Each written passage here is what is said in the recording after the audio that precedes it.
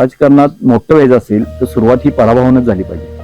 म्हणजे 2 ह्याच्यापूर्वी पराभव झाले, अगदी थोडक्या मतामध्ये पराभव झालेले आहेत. ज्यावेळी पराभव झाला त्याच्यावेळी त्याच्या दुपटीनं काम करत, पुन्हा पराभव झाला त्याच्या दुपटीनं परत काम केलं. एकही दिवस आम्ही पराभव झाला म्हणून थांबलो नाही किंवा पराभवामुळं त्याचं कुठंही आमच्यामध्ये त्या पराभवाचं कुठं वलय आमच्यामध्ये आणून दिलं नाही. तिथं अडचण तिथं रवी पाटील लोकांच्या समोर सातत्यानं उभा आहे. त्यामुळे 7 वर्षांनी जरी इलेक्शन होत असले तरी मी लोकांच्या सोबत ताकदीनं उभा असतो.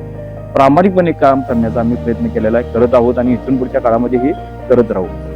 खऱ्या अर्थानं आमच्या राजकीय वाटचाली सुरुवात त्यांच्या नेतृत्वाने त्यांच्या आदर्शावर झालेलं आहे.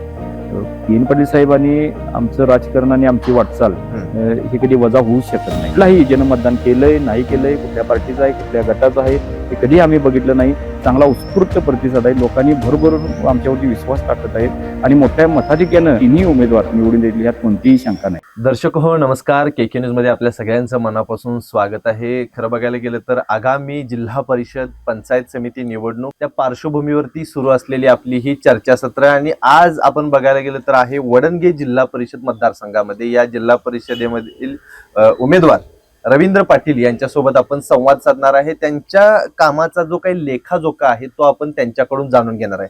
पाटील साहेब, KK न्यूज मध्ये आपलं स्वागत आहे. धन्यवाद. काय सांगाल, एकंदरीत बघायला गेलं तर ही निवडणूक आता एक 7 ते 8 वर्षाचा गॅप पडला आणि या गॅप नंतर आता ही निवडणूक लागलेली आहे. इतक्या वेळानंतर ही निवडणूक लागल्यानंतर प्रचाराला 10 दिवसाचा फक्त कालावधी आहे आणि लोकांच्या पर्यंत कशा पद्धतीने आता आपण पोहोचत आहात, काय सांगा? नमस्ते, मी रवींद्र बैराम पाटील. जिल्हा परिषद निवडणुकीसाठी मी या ठिकाणी उभा आहे. तुम्ही सांगितल्या पद्धतीने गेली 7 वर्ष इलेक्शन झालेले नाहीत आणि 7 वर्षांनंतर ह्या निवडणुका होत्या. खऱ्या अर्थानं इलेक्शन जरी 7 वर्षानंतर होत असल्या तरी रवी पाटील येणाऱ्या प्रत्येक दिवशी लोकांच्या सोबत असतो. हे सगळ्या ग्रामस्थांनी लोकांना माहित आहे. भागामध्ये कोणतेही काम असो पहिला फोन रवी पाटलांना असतो. कोणतंही काम असतं, अगदी घरातलं असेल किंवा त्यांचं वैयक्तिक जीवनातलं कोणतंही काम असेल, तिथं अडचण तिथं रवी पाटील लोकांच्या समोर सातत्यानं उभा आहे. त्यामुळे 7 वर्षांनी जरी इलेक्शन होत असले तरी मी लोकांच्या सोबत ताकदीनं उभा असतो. पक्षानं बघायला गेलं तर आपल्याला तिकीट दिलेलं आहे, विश्वास दाखवलेला आहे, याबद्दल काय सांगा?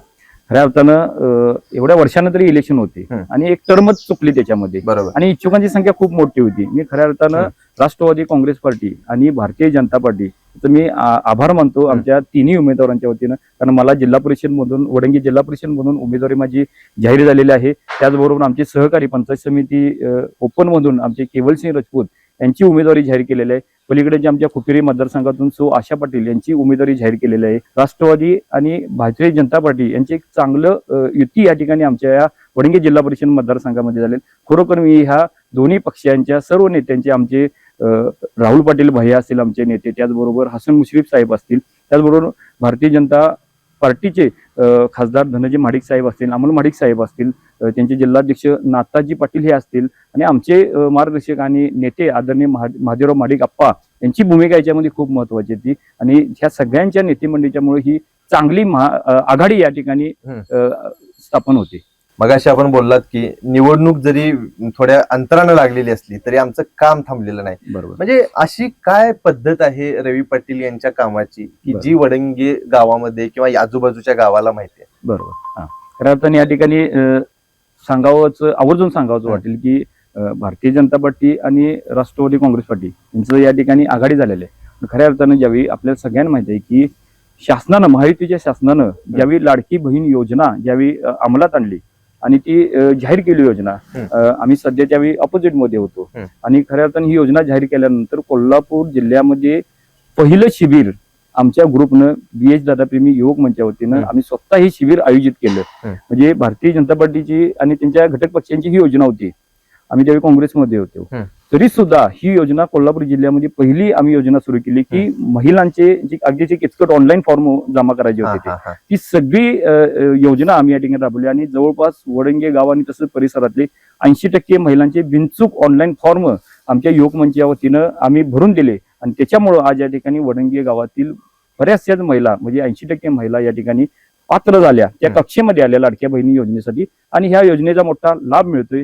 आणि त्याचं खूप मोठं समाधान होते आम्हाला. प्रत्येक वेळेला मी आता आपल्या सोबत कॉन्टॅक्ट मध्ये आहे, आपल्याकडून असेल, आपल्या कार्यकर्त्यांच्याकडून असेल, की जेव्हा जेव्हा ह्या पुराची परिस्थिती येते त्यावेळेला वडंगी असेल, चिखली असेल, या भागामध्ये आपण फिरत असतोय. तुम्ही देखील सक्रिय असताय. बीएच दादा फाउंडेशनच्या माध्यमातून आपलं काम देखील म्हणजे मोठं काम आहे. बरोबर. काय काय अशा पद्धतीने त्या कामावरती मी थोडासा प्रकाश जोड टाका म्हणेन, की काय काय आपण बीएच दादा फाउंडेशनच्या माध्यमातून कामं करत आहे. नाही, पुराच्या बाबतीमध्ये तुम्ही जर बोलला, खऱ्या अर्थानं उपक्रमशील वाढदिवस म्हणून माझा वाढदिवस आमचे नेहमीच कार्यकर्ते गेली 15 वर्षे सादर करतात. एक विधायक उपक्रम घेऊन वाढदिवस सादर करतात आणि त्या वाढदिवसानिमित्तानं सगळ्या आमच्या युवकांनी ठरवलं की बाबा वाढदिवसाचा अनाठाई खर्च न करता एक चांगलं विधायक काम करूया. आणि त्या अनुषंगानं आमच्या सर्व युवकांनी एक आव्हान केलं की गावामध्ये आणि बाहेरगावच्या सगळ्या लोकांना आव्हान केलं की वाढदिवसाचा खर्च न करता वाढदिवसानिमित्त या ठिकाणी निधी जमा करायचा आणि त्या आर्थिक निधीच्या माध्यमातून वडंगी, चिखली, आंबेवाडी ह्या आणि आसपासच्या सर्वच गावांसाठी एक रेस्क्यू बोट खरेदी करायची. आणि त्या निमित्तानं वाढदिवसानिमित्त जवळपास 5.5 ते 6 लाखाची एक चांगली रेस्क्यू बोट आम्ही ह्या पूरग्रस्त गावांसाठी आम्ही खरेदी केली आणि खूप मोठा आनंद होतोय. आज बघितलं तर गेले 2-3 वर्षे पुराचा मोठा धोका वाढत आहे. वर्षाला आता पूर येते, पावसाचं प्रमाण वाढत आहे, इतर सर्व कारणांमुळे मोठ्या प्रमाणात पूर येतोय. आणि अशा परिस्थितीमध्ये ही आमची बीएच दादा प्रेमी युवक मंचनं जी पूरग्रस्तांसाठी जी रेस्क्यू बोट खरेदी केलेली आहे ती खरोखर या ठिकाणी एक दिलासा देणारी आहे. बरोबर. फाउंडेशनच्या माध्यमातून आपलं काम मोठं आहे, त्याबद्दल काही वाद नाही. आणि वाढदिवसाच्या निमित्तानं अशा पद्धतीचा एखादा स्तुत्य उपक्रम आपण राबवता हे म्हणजे उदाहरणात्मक आहे. बरोबर. अजून काही काही साहेब कामं आपण फाउंडेशनच्या माध्यमातून करता? नाही, याच्यामध्ये सगळ्यात महत्वाचं ज्याचं आम्हाला खूप मोठं समाधान होते की गेली 15 वर्ष आम्ही बीएच दादा प्रेमी युवक मंचच्या वतीने रक्तदान शिबिर आयोजित करतो. आणि एवढ्या मोठ्या लेवलला रक्तदान शिबिर होते की डिसेंबर महिना आणि पहिला आठवडा म्हणले की रक्तदानासाठी सर्व आमचे तरुण मित्र त्याच्यामध्ये उत्स्फूर्त असतात. आणि आम्हाला आनंद होते की महिलांच्या मध्ये सुद्धा रक्तदानाची एक चांगली संकल्पना आम्ही रुजवलेली आहे. एक 50-60 महिला आमच्या रक्तदान शिबिरामध्ये रक्तदान करत असतात. आणि ह्याचा सगळ्यात मोठा आम्हाला अभिमान आहे की आज वडंगे गाव आणि परिसरामध्ये दुर्दैवानं एखाद्या रुग्णाला जर रक्ताची गरज असेल तर कुणाला कुठं पैसे द्यावं लागत नाही.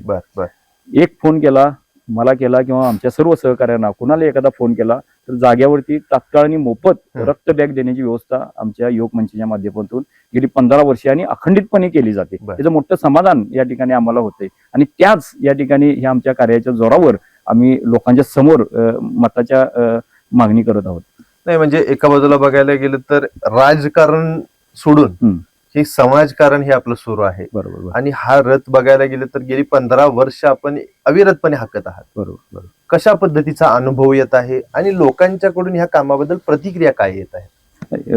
तेच सगळ्यात महत्वाचं की गेली अनेक वर्ष एखाद्या गोष्टीमध्ये सातत्य खूप महत्वाचं असतं. म्हणजे एखादा उपक्रम सुरू केला, ते नुसतं सुरू केला किंवा 1-2 वर्ष सुरू करणं सोपे आहे, पण ते सातत्यानं चालवणं ही खूप म्हणजे मोठी गोष्ट आहे. म्हणजे त्याच्याच अनुषंगाने मी या ठिकाणी सांगतो की महिलांसाठी जे आम्ही उपक्रम घेतोय ते खूप आम्हाला आनंद देणार आहे. आणि महिलांनाही ते आमचे उपक्रम खूप आवडला की खऱ्या अर्थानं या ठिकाणी आमचे खाद्य महोत्सव उपक्रम आहे.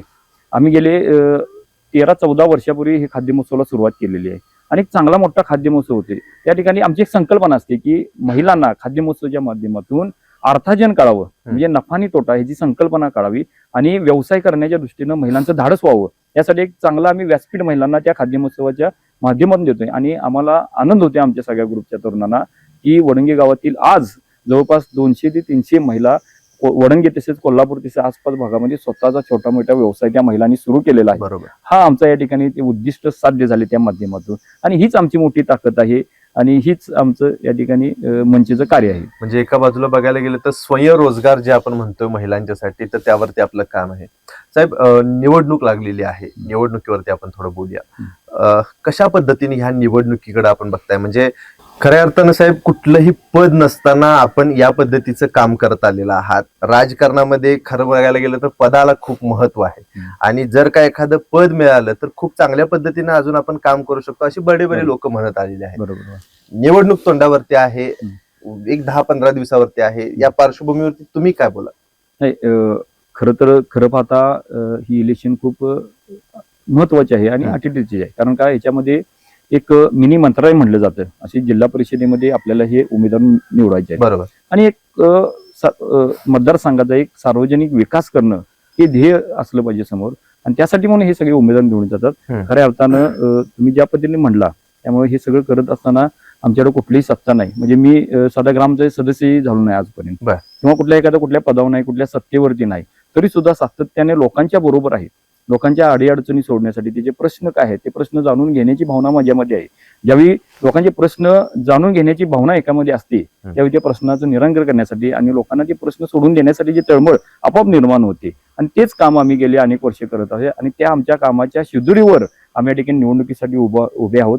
आणि निश्चित आम्हाला या ठिकाणी खात्री आहे की वडंगे जिल्हा परिषद मतदारसंघातील 10ही गावामध्ये चांगला उत्स्फूर्त प्रतिसाद आहे. लोकांनी भरभरून आमच्यावरती विश्वास टाकत आहेत, आणि मोठ्या मताधिक्यानं आमचे तिन्ही उमेदवार निवडून देतील, यात कोणतीही शंका नाही. प्रचार कशा पद्धतीने सुरू आहे? अतिशय चालू आहे. आम्ही घर टू घर जातोय, लोकांच्या मध्ये जातोय, लोकांच्या मध्ये जाऊन लोकांचा नमस्कार घेतोय, लोकांना आम्ही आशीर्वाद घेतोय, लोकांना आमची भूमिका पटवून सांगतोय की कशा पद्धतीनं आम्ही गेले अनेक वर्ष लोकांच्या मध्ये आहोत. आणि याच्यामध्ये सगळ्यात महत्वाचं की आमचे वडील आदरणीय या ठिकाणी बेस दादा यांचं या ठिकाणी खूप मोठा या ठिकाणी वसा आणि वारसा या ठिकाणी आमच्यामध्ये आहे. त्यांच्या विचाराने, त्यांच्या आशीर्वादानं आमची वाटचाल चालू आहे.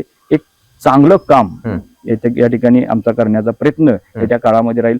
जिल्हा परिषद सदस्य म्हणजे काय असतो, शासनाच्या ज्या योजना असतात त्या योजना लोकांच्यापर्यंत पोहोचणं. उदाहरणार्थ कृषी खात्याच्या योजना असतात, त्याच्यामध्ये कुक्कुटपालन योजना असेल, गोटा बांधणीचा उपक्रम असेल, साधे शासनाच्या वतीने किंवा जिल्हा परिषद वतीने जे स्प्रे पंप असतील, त्याच्यामध्ये पेट्रोलचे पंप असतील, किंवा इतर ज्या सगळ्या मशिनरी असतील, ट्रॅक्टरच्या मशिनरी असतील, रोटावेटर असेल, त्या सगळ्या सुविधा लोकांच्यापर्यंत पोहोचणं. त्याचबरोबर बांधकाम विभागाचे सगळे ज्या योजना असतील त्या योजनेच्या माध्यमातून लोकांना रस्ते, गटर बांधणे, त्या सगळ्या योजना त्यांना देणं, पूल बांधणे, हे सगळ्या योजना त्यांच्यापर्यंत पोहोचवणं. स्ट्रीट लाईट असेल त्याच्यामध्ये, या सगळ्या योजना त्यांच्याकडे पोहोचवणं. कृषी खात्याच्या योजना असतील, त्याबरोबर सगळ्यामध्ये शिक्षण सगळ्यात महत्वाचं घटक आहे. शिक्षणाच्या माध्यमातून जिल्हा परिषदेमध्ये जाऊन खूप मोठं काम करता येते. आता सध्या बघितलं तर प्राथमिक शिक्षणाची खूप मोठी अवस्था विचित्र आहे. एकतर तिथं सुविधांचा एक अभाव आहे, त्याच्यामुळे विद्यार्थ्यांचा ओढा प्राथमिक शिक्षणामध्ये खूप कमी आहे. त्याच्यामध्ये डेव्हलपिंग करण्यासाठी खूप काही आपल्याला करता येतं. त्याचबरोबर त्याचा दर्जा सुधारणं हे सुद्धा खूप मोठं काम आहे. आणि ती जिल्हा परिषद सदस्य म्हणून एक चांगल्या पद्धतीनं प्राथमिक शिक्षणाचा दर्जा आपण सुधारू शकतो. आणि त्याच्यामध्ये सगळ्यात महत्वाचं आरोग्य खातं हे जिल्हा परिषदेमध्ये खूप चांगलं असतं. आरोग्य खात्याच्या माध्यमातून जे सर्वसामान्य लोक असतात की त्यांना मोठ्या हॉस्पिटलमध्ये जाऊन त्यांना ऍडमिट होता येत नाही, किंवा त्यांना त्याचे उपचार करणं खूप खर्चिक असतं, की अशी लोकांसाठी प्रत्येक गावामध्ये एक चांगल्या पद्धतीचं प्राथमिक आरोग्य केंद्र असणं हे खूप गरजेचं असतं. आणि तुम्हाला या ठिकाणी सांगावंसं, या ठिकाणी आनंद होता आम्हाला की वडंगी गावामध्ये जे प्राथमिक आरोग्य केंद्र झालं हे आदरणीय आमचे देश दादा यांच्या नेतृत्वाखाली ज्यावेळी जे जिल्हा परिषदेला सदस्य होते त्यावेळी त्यांच्या नियोजनानं गावामध्ये एक चांगलं प्राथमिक आरोग्य केंद्र बांधण्यात आलेलं आहे. आणि त्याचा या ठिकाणी सर्वच या ठिकाणी रुग्ण त्याचा लाभ घेत आहेत आतापर्यंत. मला सांगा, बघायला गेलं तर महाडिक परिवार आणि पाटील परिवार आज या निवडणुकीच्या पार्श्वभूमीवरती एकत्र आलेला आहे. बरोबर. याबद्दल काय वाटतंय आपल्याला? खऱ्या अर्थानं महाडिक परिवार आणि गेज दादा खऱ्या अर्थानं कबड्डी कुस्तीच्या माध्यमातून ह्या महाडिक परिवारचं खूप जुनं संबंध आहे. ज्यावेळी आमचे वडील आदरणीय बीएस दादा हे पैलवान होते, आणि ज्यावेळी गंगाईच्या तालमीमध्ये ते कुस्तीचा सराव करायला जात होते त्यावेळी तिथं महाडिकप्पा येत होते, तिथे कुस्त्या बघायला येत होते. आणि खूप मोठं त्यांचं कुस्ती क्षेत्रामध्ये खूप काम आहे महाडिकप्पांचं. कुस्ती पैलवानांना एक ताकद देण्याचं काम, त्यांना प्रोत्साहन देण्याचं काम हे खूप वर्षापासून करतात. आणि तेव्हापासूनची बीएस दादा आणि महाडिक साहेबांची गाठ, म्हणजे मी तर ऐकले की एका टू व्हीलरवरनं हे दोघं कुस्त्या बघायला मैदानामध्ये जात होते. असं हे नातं घट्ट पूर्वीपासून आलेलं हे नातं आहे, आणि ते नातं आहे तसंच आहे. बरोबर, त्याच्यात काही शंका नाही. बरोबर. पी.एन. पाटील साहेबांचं या भागामध्ये एक चांगलं वलय आहे. त्यांच्या जाण्यानं ते वलय कधी कमी होणार नाही.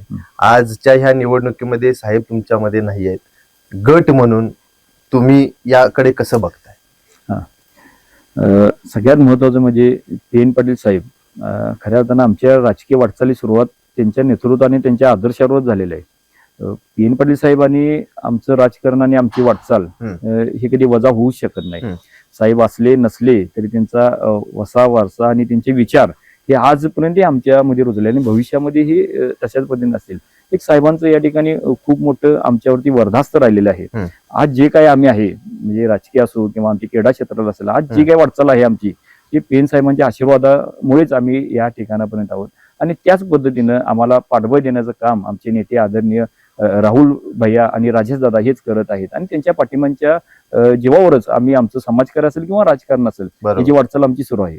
येत्या काळामध्ये कुठले कुठले व्हिजन घेऊन आपण लोकांच्या सोबत जात आहात? लोकांच्या आशीर्वादानं जर खऱ्या अर्थानं आम्हाला संधी मिळालीच तिथं जिल्हा परिषदेमध्ये जाण्याची तर निश्चितपणे प्रामाणिकपणे काम करण्याचा आम्ही प्रयत्न करू. लोकांना जे अपेक्षित आहे, लोकांना जे अपेक्षित असतं की बाबा जिल्हा परिषद सदस्य म्हणून माझ्यासाठी काय करू शकतो, माझ्या घरासाठी, माझ्या गावासाठी काय करू शकतो, हे लोकांना जे अपेक्षित आहे ते अपेक्षित काम आम्ही चांगल्या पद्धतीने करू. मी आणि माझे पंचायत समितीचे दोन्ही सहकारी चांगल्या पद्धतीचं काम करू. असं म्हणतात की लोक पद आल्यावरती नेता बदलतो किंवा त्याच्या पद्धतीने होतंय. तुम्ही अशा पद्धतीने ह्या अगोदर काय आश्वासित करू शकता का लोकांना? नाही, तेच म्हटलं ना मी, त्याच्यापूर्वी कोण साधा ग्रामपंचायतचा सदस्य झालेला नाही. बरोबर बाय.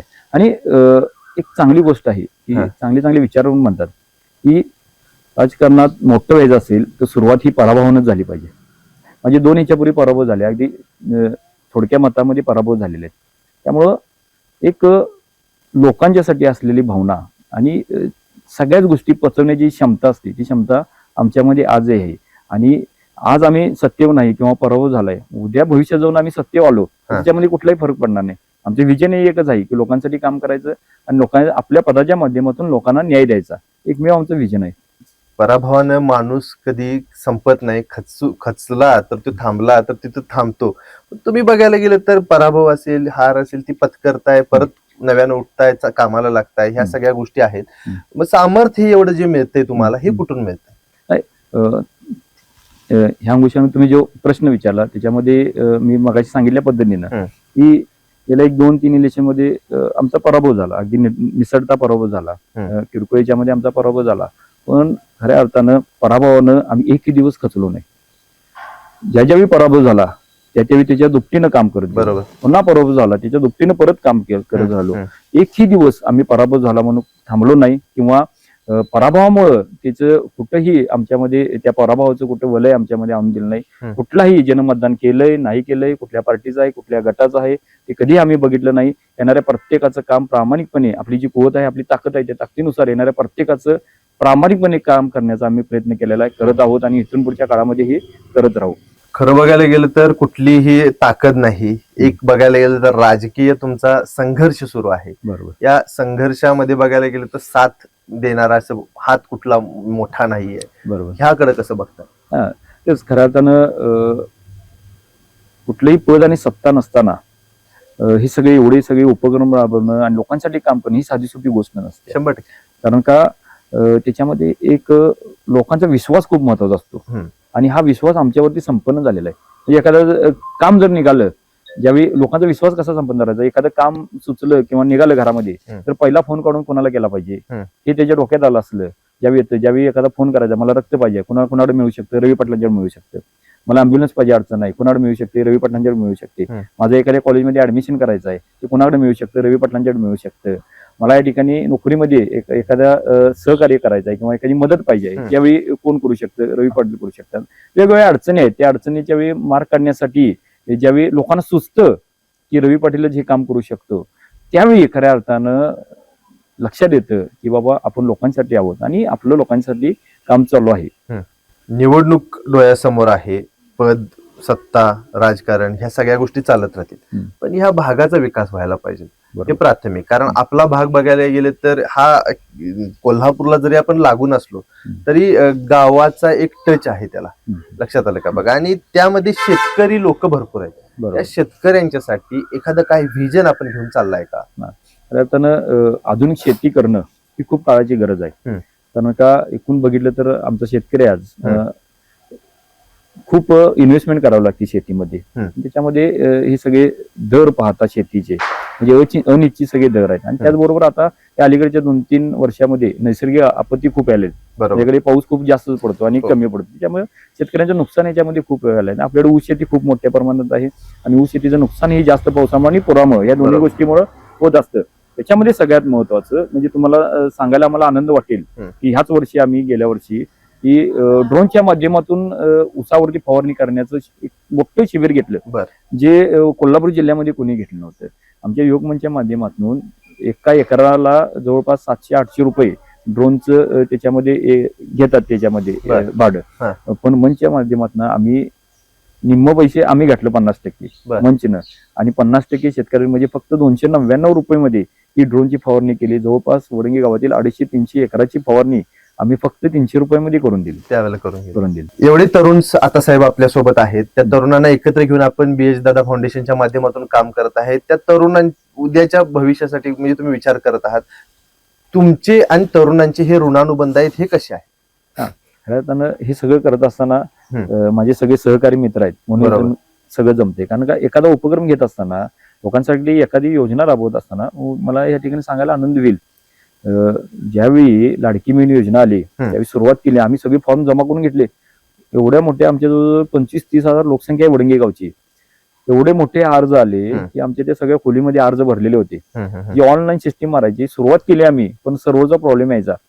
सर्व्हर रात्री 1 वाजल्यापासून पहाटे 5 वाजेपर्यंत फक्त चालू असायचा. मला ठिकाणी आठवतंय की आमचे सर्व तरुण मित्र रात्री 1 वाजता जे बसायचे ऑनलाईन मारायला, पहाटे 4-5 वाजेपर्यंत रात्रभर ते ऑनलाईन पेपर्स मारत बसायचे. ते मला वाटते त्याचा OTP एक सिस्टीम होती, लोकांच्या दारात जाऊन लोकांना उठवायचे रात्रीचे आणि ती OTP घेऊन त्यांचं पेपर पूर्ण करून द्यायचं. आणि सगळं काम करत असताना खूप मोठ्या त्याच्यामध्ये आम्हाला स्ट्रगल करावं लागतं. आणि सगळं काम करत असताना एकट्याचं माझं काम नव्हतं, त्याच्यामध्ये एक मोठी तरुणांची आमची फौज आहे आणि ही आवडीनं काम करतात. त्यांच्यामध्ये एक समाजकार्य, लोकांचे काम करण्याची आवड रुजलेली आहे आणि त्यामुळे या ठिकाणी मला सुद्धा त्याच्यामध्ये पुढे जाऊन काम करायला एक प्रेरणा येते आणि एक उत्साह येतो. निवडणुकीच्या निमित्ताने तुम्ही आता उमेदवार म्हणून उभा आहात, बरोबर. लोकांना, नागरिकांना, मतदारांना आव्हान काय कराल? खऱ्या अर्थानं ही निवडणूक खूप महत्वाची आहे, अतिशय महत्वाची आहे. कारण का 7 वर्षांतर ही निवडणूक होती आणि गेल्या 4 वर्षामध्ये तर प्रशासक होतं. प्रशासकाच्या माध्यमातून एवढा काही भागाचा विकास झालेला नाही आणि तोच विकास, थांबलेला विकास आम्हाला करायचा आहे आणि आम्ही विरोधात होतो. म्हणजे आमच्या आता सध्या जी विरोधात आहेत ती सगळी मंडळी सत्तेत होती आणि त्यांच्याकडे ही सत्ता होती आणि त्या अनुषंगानं लोकांच्याच प्रतिक्रिया आहेत की कुठेही भागामध्ये विकास झालेला नाहीत. ज्या काही सुविधा पाहिजे आहेत, ज्या अपेक्षित आहेत, ते कुठल्याही सुविधा त्याच्यामध्ये झाल्या नाहीत. त्या राहिलेले सगळे प्रलंबित जे प्रश्न आहेत ते सगळे प्रश्न या ठिकाणी मी स्वतः, त्याचबरोबर आमचे सहकारी केवलसिंह राजपूत असतील किंवा पलीकडल्या आमच्या खुपिरी पंचायत समितीच्या सदस्या या ठिकाणी आशा पाटील असतील, आम्ही तिघही आमच्या वडंगी जिल्हा परिषद मतदारसंघातील जे काही प्रलंबित प्रश्न आहेत ते प्रश्न सोडण्यासाठीचा प्राधान्यक्रम आमचा असेल आणि लोकांना जे काही अपेक्षित आहे, लोकांना जे काही त्यांच्या अजून इच्छा असतील, बाबा की आमच्या चिखली गावामध्ये हे अजून अपुरं राहिलेलं आहे, आंबेवाडी गावामध्ये राहिलेले आहे, तिथं कुपेरी गावामध्ये काही प्रश्न राहिलेले ते प्रश्न सोडण्यासाठी प्रयत्न करू. निट्याडू गावामध्ये काही असतील, वडंगे पाडी असतील, वरंगी असतील, हनुमंतवाडी असतील, त्या सगळ्या गावामध्ये जे काही प्रश्न असतील, सार्वजनिक सुविधा ज्या अजून काही अपुरे असतील, त्या शासनाच्या माध्यमातून त्या गावापर्यंत पोहोचण्यासाठीचा आमचा प्रयत्न असेल. निश्चितपणे बघायला गेलं तर संवाद रविदादांच्या सोबत जो काय आपला आहे तो अशाच पद्धतीने सुरू असणार आहे. पण निवडणुकीच्या पार्श्वभूमीवरती आपण ही चर्चा करतोय, कशा पद्धतीने त्यांचं एकूण एक व्हिजन आहे. ह्या भागामध्ये खूप चांगल्या पद्धतीने त्यांनी काम केलेलं आहे. कुठलंही पद नाही, कुठल्याही मोठ्या नेत्याची साथ नाही किंवा कुठल्याही हे नसताना फक्त आपल्या कार्यकर्त्यांच्या जोरावरती इथल्या तरुणांची एक फौज बांधून, त्यांची एक मोठ बांधून त्यांनी काम चालू केलेलं आहे. आणि एक छोटंसं लावलेलं हे रोपटं आता बघायला गेलं तर एक वटवृक्षाप्रमाणे ते फुललेलं आहे. कामाची व्याप्ती जी आहे ती वाढलेली आहे. कितीतरी हजारो लोकांना रक्तदान जे त्यांनी घेतलेलं आहे, त्या शिबिराच्या माध्यमातून रक्तदान घेतलेलं आहे. त्या रक्ताचा वापर CPR सारख्या आपल्या मोठ्या मोठ्या हॉस्पिटलमध्ये त्यांनी मोफत ते हे केलेलं आहे. आणि आज सुद्धा ज्यांना ज्यांना इथं भागामध्ये गरज वाटेल त्या प्रत्येकाला जण यांच्याकडे फोन लावून विचारतो की बाबा आम्हाला रक्ताची गरज आहे, तुम्ही सहकार्य करा, आणि ते मोफत त्यांना रक्त प्रोव्हाइड करतात. अशा पद्धतीचं म्हणजे सांगायला गेलं तर खूप मोठं काम आहे आणि हे वैयक्तिक पातळीवरती केलेलं काम आहे. आज हे उमेदवार म्हणून या निवडणुकीच्या रिंगणात आहेत. आव्हान तर त्यांनी आपल्यासोबत KK न्यूज सोबत बोलताना काय आहे आपलं आव्हान लोकांना ते देखील केलेलं आहे. तर ही चर्चा कशी वाटली आपल्याला कमेंट करून आम्हाला जरूर कळवा. तुर्तास तर या व्हिडिओसह मी इथं थांबतो. KK न्यूज चॅनलसाठी कॅमेरामन सचिन वरेकर यांच्यासह मी अभिजित. धन्यवाद.